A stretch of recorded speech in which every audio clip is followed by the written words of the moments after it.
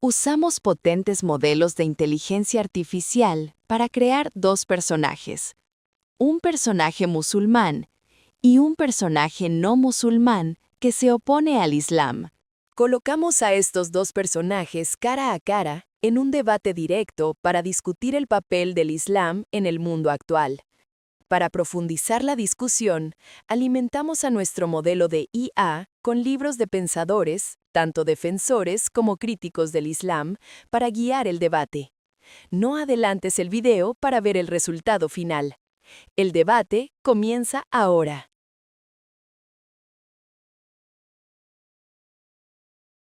Seamos honestos. Si miramos la historia y muchos ejemplos actuales, lo que a menudo se llama religión en el contexto del Islam, en realidad funciona como un marco sociopolítico completo. Incluye orientación detallada no solo sobre la espiritualidad personal, sino también sobre sistemas legales, gobernanza y normas sociales. Cuando cualquier sistema de creencias reclama la verdad exclusiva y exige que esa verdad determine leyes y gobierno, puede generar tensión con los valores de la democracia. Libertad individual, pluralismo y derecho a elegir.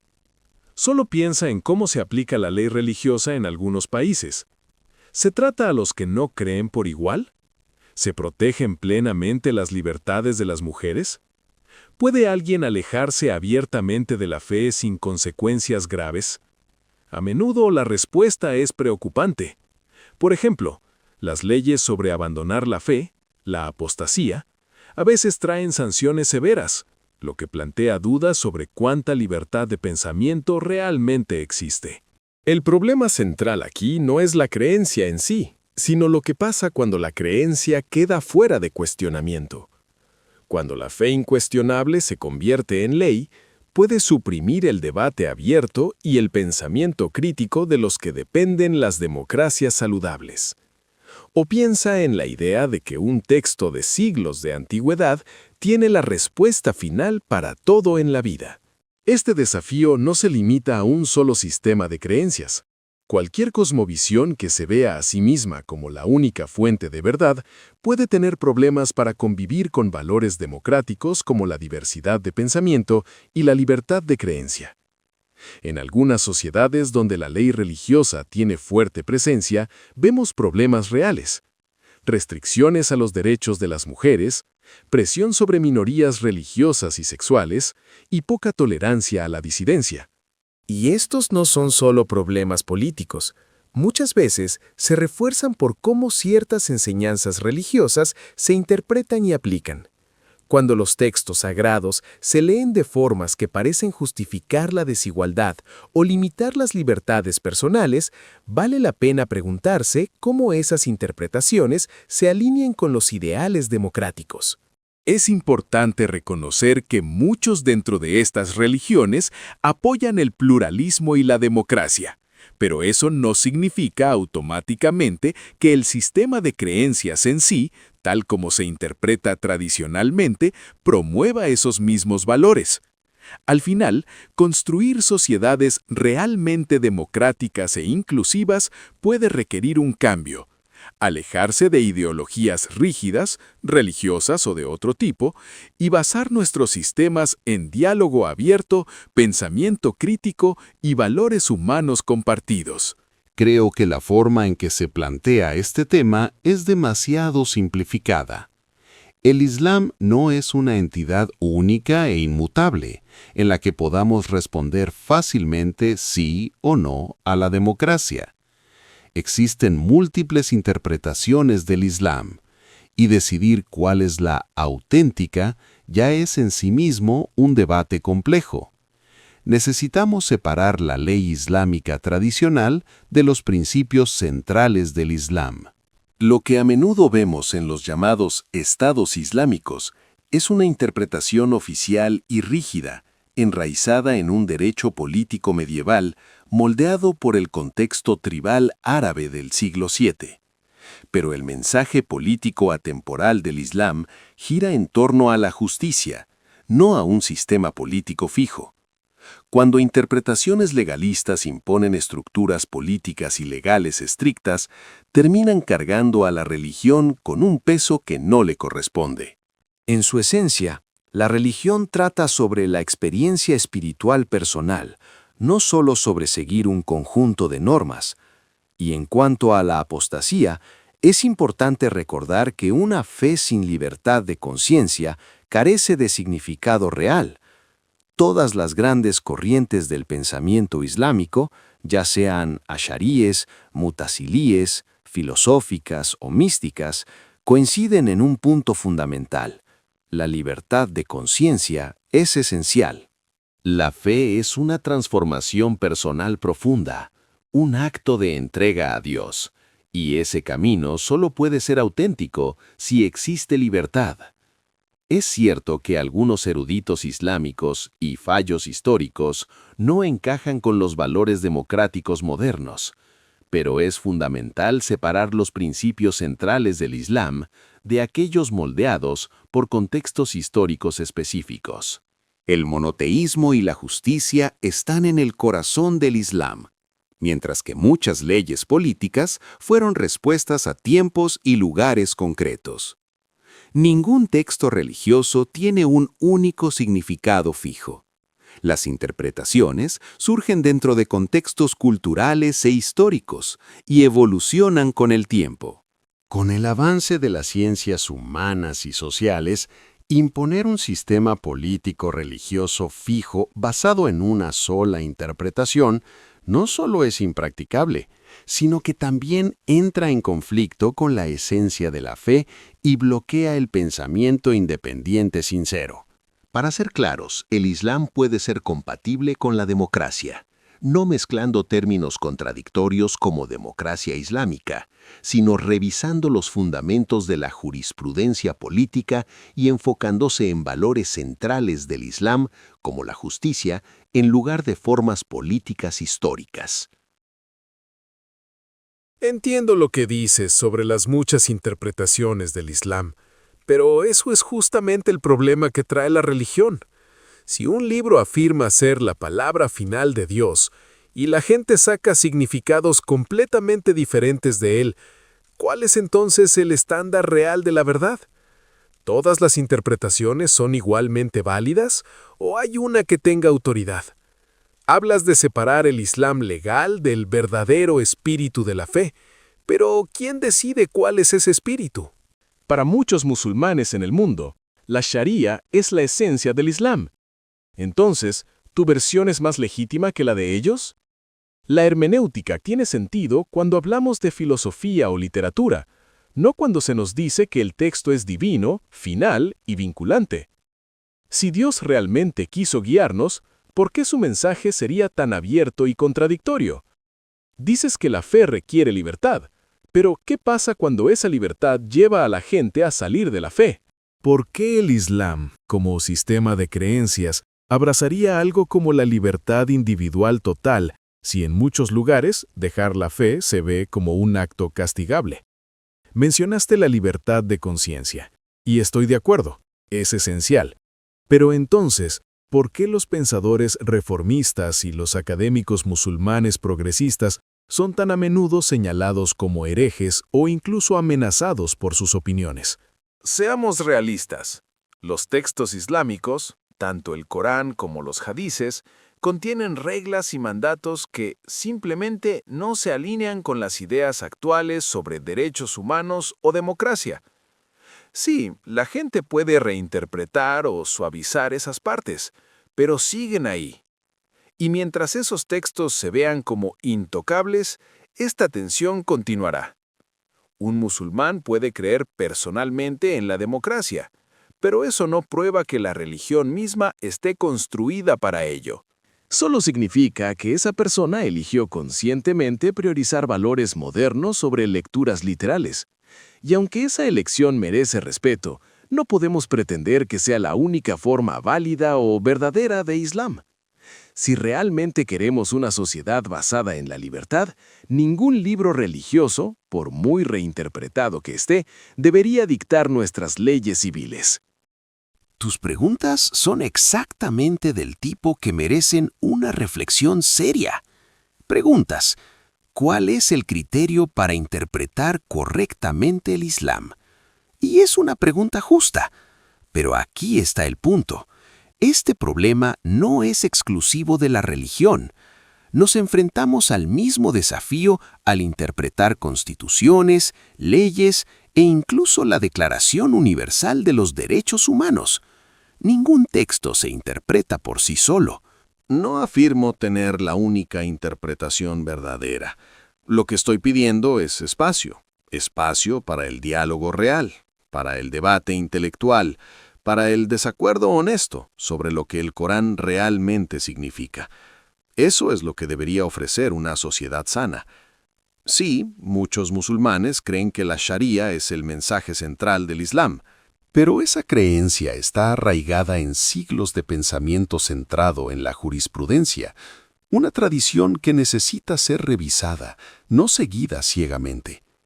Preguntaste, ¿por qué Dios enviaría un mensaje que parece ambiguo? Mi respuesta es esta. El Corán nunca tuvo la intención de ser un manual detallado para cada cuestión política o legal. Es una guía, no una constitución. El problema no es la ambigüedad del Corán, sino nuestra insistencia en extraer sistemas legales rígidos de un texto que nunca fue concebido para cumplir esa función. En cuanto a las leyes sobre la apostasía, debemos ser claros. Estos castigos provienen de interpretaciones históricas, no del núcleo del Islam. El Corán dice, no hay coacción en la religión. Eso desafía directamente la idea de castigar a alguien por cambiar sus creencias. El verdadero desafío hoy es replantear la jurisprudencia política islámica, haciéndolo con razón moderna y en coherencia con los valores más profundos del Islam: justicia, dignidad y el valor del ser humano. Sí, existen versículos y narraciones que parecen entrar en conflicto con los derechos humanos modernos, pero muchas de ellas surgieron como respuesta a realidades sociales y políticas muy específicas del siglo VII. No estaban destinadas a ser leyes eternas. Y para ser claro, no afirmo que mi interpretación sea el Islam verdadero. Nadie tiene la última palabra. Toda interpretación está moldeada por el contexto, la historia y la comprensión humana. Precisamente por eso, convertir una sola interpretación en política estatal es poco realista y, sinceramente, contrario al espíritu de la fe. Una sociedad democrática no se construye sobre textos sagrados, sino sobre el diálogo abierto entre todos los ciudadanos, incluidos los creyentes. Claro, tu perspectiva merece reflexión, pero creo que el problema va más profundo. Hablaste de interpretar los textos sagrados en su contexto histórico. Eso es válido académicamente, pero aquí está el detalle. El Corán se presenta como un mensaje eterno y universal. Entonces, cuando decimos, esos versículos eran para el siglo VII, ¿no estamos contradiciendo la afirmación central del libro? Esto no es solo una tensión interpretativa, es una contradicción estructural. Señalaste la línea «no hay coacción en la religión». Pero, ¿qué pasa con los versículos que hablan directamente de luchar contra quienes rechazan la fe? ¿Cuál mensaje debería prevalecer? También hay una diferencia clave entre textos religiosos y documentos legales, como constituciones. Los textos sagrados se dicen que provienen de una fuente divina, lo que hace que cuestionarlos o revisarlos sea social y legalmente peligroso en muchos contextos. En varias sociedades de mayoría musulmana, desafiar o criticar ideas religiosas centrales no es solo controversial, es castigable. Y si no podemos examinar o criticar libremente un texto, ¿realmente podemos decir que apoya la libertad intelectual o la participación democrática? Entonces, ¿cómo se supone que llegamos a esas nuevas interpretaciones de las que tanto se habla? Porque en muchos casos, cuestionar las lecturas tradicionales lleva a acusaciones o incluso a poner la vida en riesgo. También existe una confusión sobre lo que realmente significa la democracia. No se trata solo del voto de la mayoría, también se basa en principios compartidos. Separar las instituciones religiosas del poder del Estado, garantizar igualdad de derechos para todos, sin importar creencias, género u origen, y proteger la libertad de expresión, incluso cuando critica a la religión. Pero miremos la realidad. Incluso en los países de mayoría musulmana más reformistas, seguimos viendo trato desigual, ya sea hacia las mujeres, las minorías religiosas, las comunidades LGBTQ+, o quienes desafían las normas religiosas. Hasta que podamos criticar la religión abiertamente y separarla por completo del poder político, las afirmaciones sobre una armonía entre el Islam y la democracia parecen más un deseo que una realidad práctica.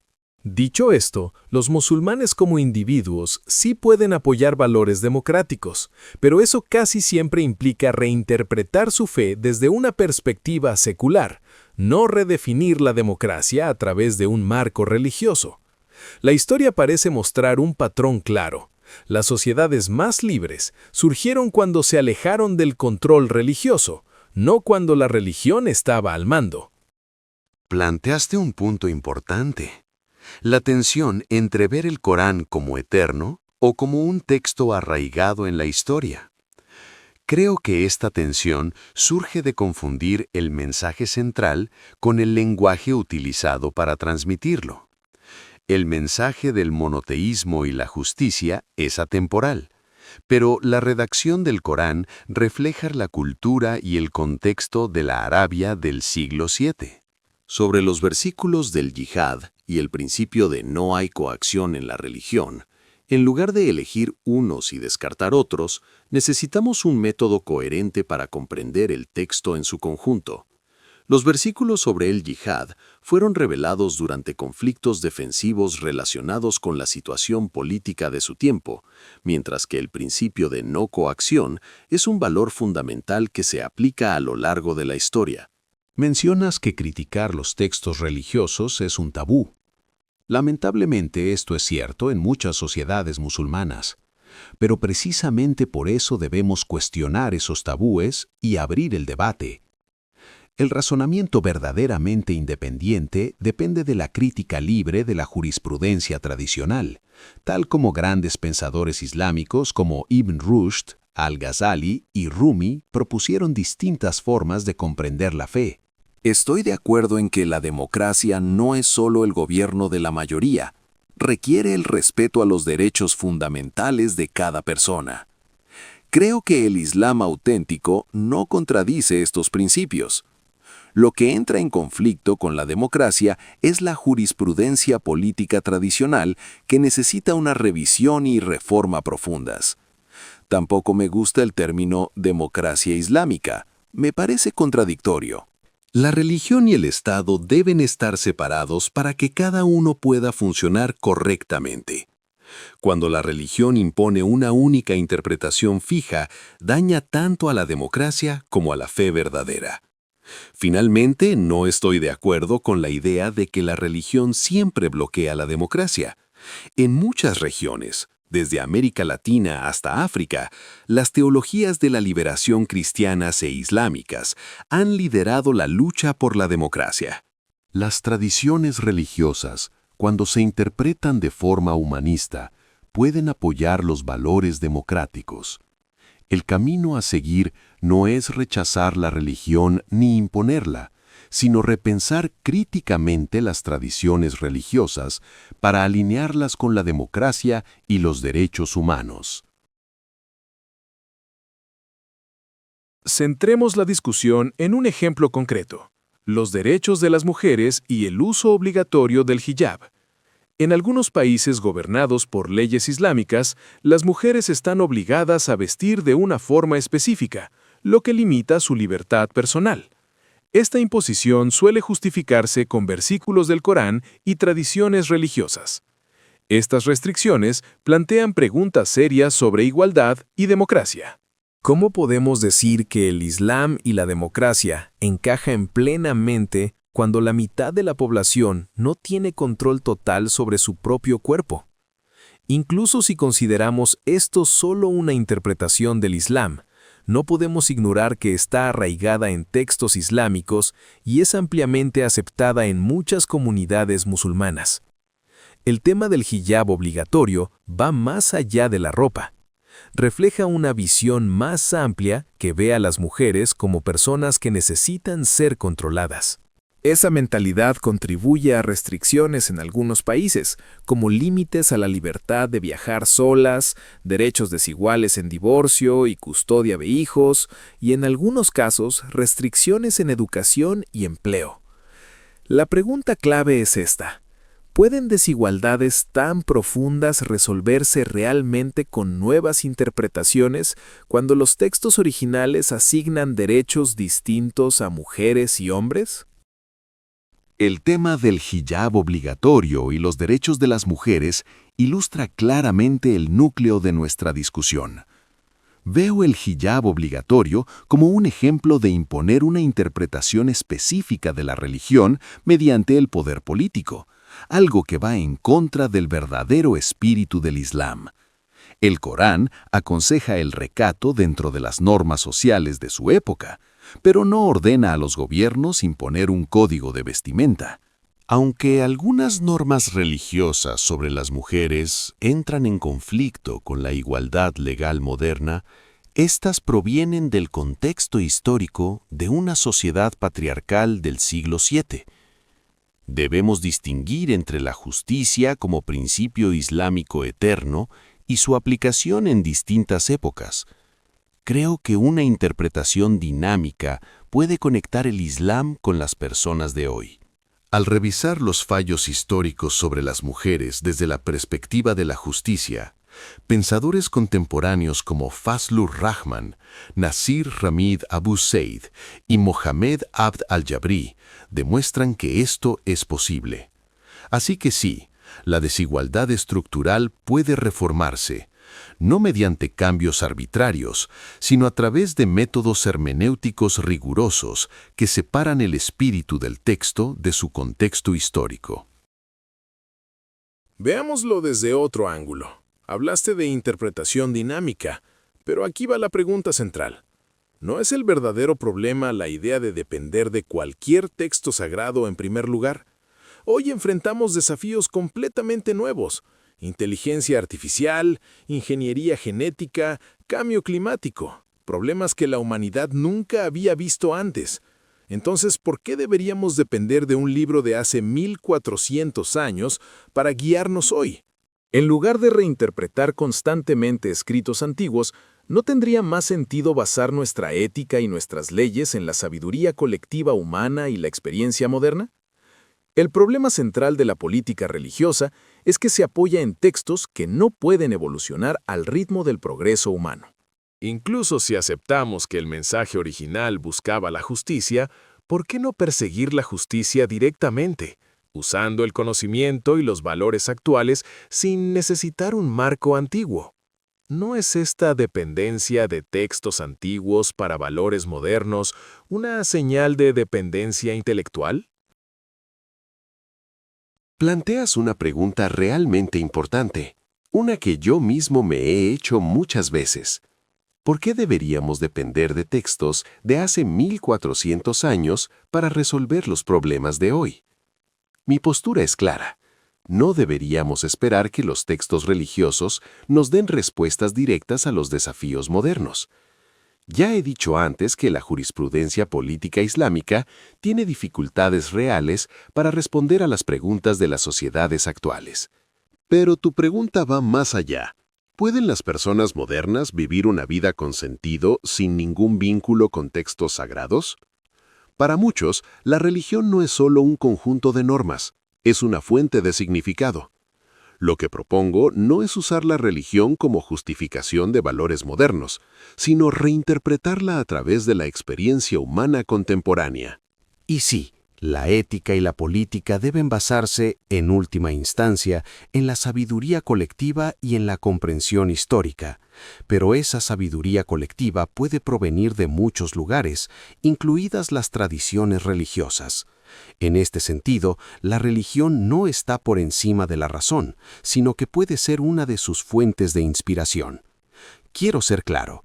Los textos sagrados no deben ser la única fuente de leyes en una sociedad moderna. Creo firmemente que las instituciones religiosas deben estar separadas del gobierno. Aún así, eso no niega el papel profundo y significativo que la religión tiene en la vida de muchas personas. Tal vez la principal diferencia entre nosotros sea esta. Tú te centras en el aspecto cognitivo del fenómeno religioso, mientras que yo también considero su dimensión existencial más profunda. La religión no es solo un conjunto de ideas, es una forma de vivir. Lo que busco no es usar la religión para legitimar valores modernos, sino crear una conversación crítica entre la tradición religiosa y la vida moderna, un diálogo capaz de enriquecer a ambos lados. Valoro tu respuesta y el esfuerzo por fomentar este diálogo crítico. Pero quiero aclarar mi postura. No estoy negando el papel que la religión juega al dar sentido a la vida de las personas. Para miles de millones, es una fuente de consuelo, identidad y paz. Mi pregunta es por qué ese sentido debe depender de aceptar enseñanzas que chocan con los valores modernos. No es posible experimentar espiritualidad sin depender de textos sagrados que contienen elementos en conflicto con la dignidad y la igualdad de todos los seres humanos? El problema es que una vez que un texto se considera sagrado y se presenta como la palabra literal de Dios, se crea una poderosa barrera psicológica para cuestionarlo libremente. Aquí es donde la religión se diferencia fundamentalmente de la filosofía. La filosofía invita al cuestionamiento, mientras que la religión a menudo reclama infalibilidad y verdad absoluta. Y esto, en mi opinión, es precisamente lo que entra en conflicto con el espíritu de libre investigación que exige la democracia. Tomemos el ejemplo del hiyab. Si el principio es la libertad personal para elegir la propia vestimenta, ¿por qué deberíamos consultar un texto religioso en primer lugar? Y si el principio es la igualdad entre hombres y mujeres, ¿por qué reinterpretar versículos que los tratan de forma diferente? ¿No es eso una contradicción? Un bucle intelectual donde la conclusión ya está determinada por el mismo texto que intentamos cuestionar.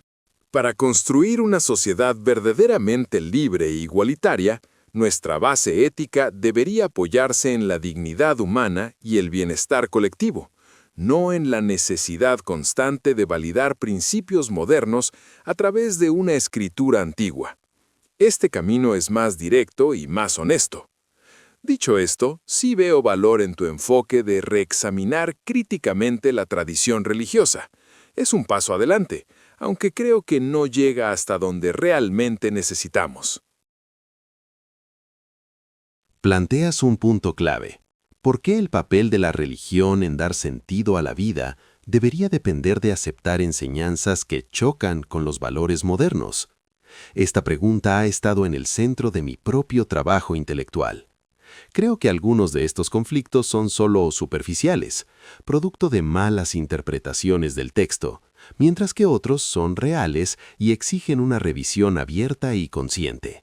Tienes razón en que la idea de un texto sagrado puede crear una barrera para la crítica libre, pero yo sostengo que el problema no es la sacralidad en sí, sino cómo la hemos entendido mal. Para mí, la sacralidad de un texto no significa que sea inmune a la crítica o a la reinterpretación. Un texto sagrado debe abordarse como un interlocutor en una conversación continua, no como una autoridad incuestionable que cierre el camino a la reflexión. Sobre el hiyab, comparto tu convicción de que la libertad de elección debe ser el principio central. Por eso mismo, me opongo a cualquier forma de hiyab impuesto por el Estado. Aún así, la cuestión es más compleja. Para los creyentes que encuentran sentido en el Corán, el texto sigue siendo hoy una fuente viva de sabiduría. Para muchas personas, el Corán no es solo un libro, sino una fuente de identidad y significado. Aquí es donde la hermenéutica religiosa se vuelve esencial, no como una herramienta para imponer creencias a otros, sino como un medio para profundizar en la comprensión de uno mismo y de la propia tradición. Comparto tu convicción de que la ética debe apoyarse en la dignidad humana, pero esa dignidad puede nutrirse de muchas fuentes, desde el pensamiento racional moderno hasta las antiguas tradiciones religiosas. Las sociedades humanas son estratificadas, complejas y profundamente históricas. No podemos esperar que poblaciones enteras abandonen su herencia espiritual de la noche a la mañana. Para mí, la respuesta no está ni en rechazar la religión por completo, ni en aceptarla sin cuestionamientos, sino en fomentar un diálogo crítico entre tradición y modernidad, entre fe y razón. En este camino, estoy contigo en el compromiso con la libertad, la igualdad y la dignidad humana, aunque creo que a estos valores se puede llegar por más de un camino. In the concluding stage, we invited both AI characters to reflect on and evaluate their own performance during the debate, assessing the strengths, weaknesses, and missed opportunities in their arguments. Mirando hacia atrás, me doy cuenta de que hubo partes de la discusión donde podría haberlo hecho mejor. Primero, parece que me enfoqué demasiado en ejemplos negativos de países islámicos, aunque estos ejemplos son reales y reflejan fielmente la situación actual.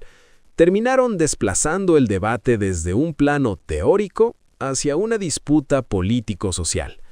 Podría haber puesto más énfasis en el aspecto epistemológico, en cómo el pensamiento religioso moldea y limita nuestras formas de conocer. Al reflexionar, veo claramente áreas donde pude haber fortalecido mi aporte. La creencia, por su propia naturaleza, es incompatible con el método científico y con la investigación racional. Este es un debate más profundo que ejemplos concretos como el hijab o los derechos de las mujeres. Además, en lugar de repetir mi postura sobre el conflicto inherente entre el Islam y la democracia, podría haber cuestionado más directamente la metodología hermenéutica de mi oponente, preguntando cómo ese enfoque puede realmente resolver el problema de la autoridad religiosa. En la siguiente etapa del debate, creo que fue correcto plantear la cuestión sobre la naturaleza de los textos sagrados, pero podría haber insistido más en la contradicción interna de la postura de mi oponente. ¿Cómo se puede considerar el Corán como la palabra literal de Dios y al mismo tiempo permitir que ciertas partes se ignoren o se dejen de lado? Otro punto es que hice muy pocas referencias a la violencia y al terrorismo motivados por la religión, algo que podría haber reforzado significativamente mi argumento. Podría haber mostrado que las interpretaciones fundamentalistas están al menos tan arraigadas en los textos religiosos como las lecturas más intelectuales que defendía mi oponente. En conjunto, creo que logré expresar con claridad mi posición central, pero también reconozco que pude haber llevado la discusión a un nivel más profundo y haber dependido menos de evidencia superficial. Otra debilidad fue no aportar suficientes ejemplos concretos extraídos de las experiencias prácticas de los movimientos de reforma religiosa en el mundo islámico. Mientras mi oponente recurrió repetidamente a ejemplos tomados de países islámicos, yo no destaqué lo suficiente los movimientos progresistas y a los pensadores innovadores que están transformando activamente esta realidad. En el tema del hijab obligatorio, podría haber expresado mi postura de forma más explícita y haber mostrado con mayor claridad cómo el hijab impuesto por el Estado entra en conflicto no solo con los principios democráticos, sino también con la esencia misma de la fe religiosa. Podría haber sido más crítico con las acciones de los llamados gobiernos islámicos, evitando así que mi oponente me presentara como un defensor del statu quo. Finalmente, creo que adopté una postura algo defensiva. En lugar de intentar constantemente demostrar que el Islam es compatible con la democracia, podría haberme centrado más en mostrar cómo la religiosidad auténtica requiere, por sí misma, libertad y crítica abierta. En otras palabras, podría haber desplazado el enfoque de defender al Islam frente a acusaciones de incompatibilidad con la democracia hacia subrayar la propia necesidad de la religión de un entorno democrático.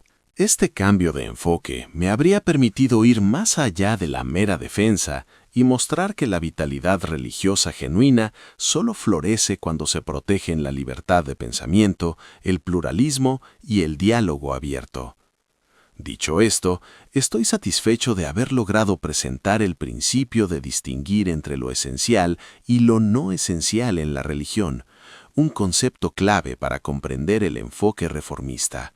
Este principio permite proteger el núcleo espiritual y ético de la fe, al mismo tiempo que deja espacio para que los elementos históricos y dependientes del contexto puedan evolucionar. Al fundamentar mi postura en esta distinción, podría haber ofrecido una visión más proactiva sobre cómo la reforma religiosa no solo contribuye a reconciliar el Islam con la democracia, sino también a mostrar que la democracia puede ser un aliado natural de una religiosidad auténtica. Al reflexionar sobre el debate de hoy, me doy cuenta de que no logré transmitir algunos aspectos clave de mi pensamiento.